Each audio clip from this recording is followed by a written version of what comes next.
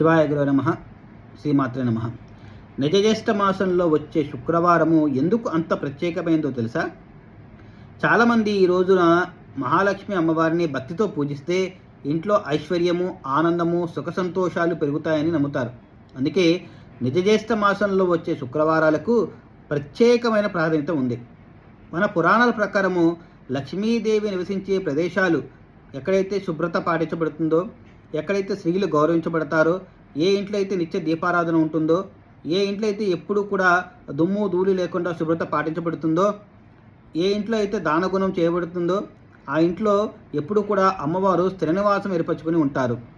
అందుకని ప్రతిరోజు అలాగే శుక్రవారం రోజున ప్రత్యేకించి ఇంటిని శుభ్రం చేసుకొని, ఇంటి ముందు ముగ్గులు వేసుకొని, అలాగే గడపకి పసుపు రాసుకొని తర్వాత అమ్మవారిని పూజ చేయడం అనేది చాలా శుభప్రదంగా భావిస్తారు.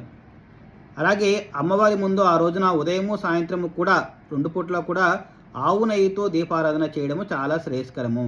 మిగతా రోజుల్లో నువ్వులతో దీపారాధన చేసినా పర్వాలేదు, కానీ కనీసం శుక్రవారం రోజైనా సరే మనకి సాధ్యమైనంత వరకు కూడా ఆవు నెయ్యితో దీపారాధన చేయడం అనేది చాలా శుభప్రదంగా భావించబడుతుంది.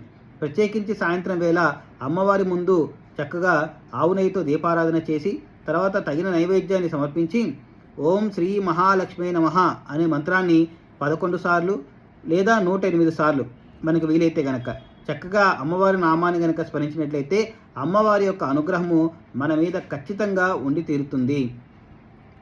ఈ రోజున పేదలకు అన్నదానం చేయడము, అలాగే ముత్తైదులకు పసుపు కుంకుమలు ఇవ్వడము, గోవులకు ఆహారం పెట్టడము వంటి మంచి పనులు చేయడం కూడా ఎంతో పుణ్యప్రదాన్ని కలిగిస్తాయి. కానీ ఒకటి గుర్తుపెట్టుకోండి, లక్ష్మీదేవికి కేవలం పూజలు మాత్రమే కాదు, మనం ఎప్పుడు కూడా నిజాయితీ, మంచి మనస్సు, దయ కూడా ఇవన్నీ ఉంటేనే అమ్మవారు మనం అనుగ్రహిస్తారు. ఇవన్నీ లేకుండా మనం ఎంత చేసినప్పటికీ కూడా దానివల్ల ఎటువంటి ఫలితము కూడా ఉండదని గ్రహించుకోవాలి.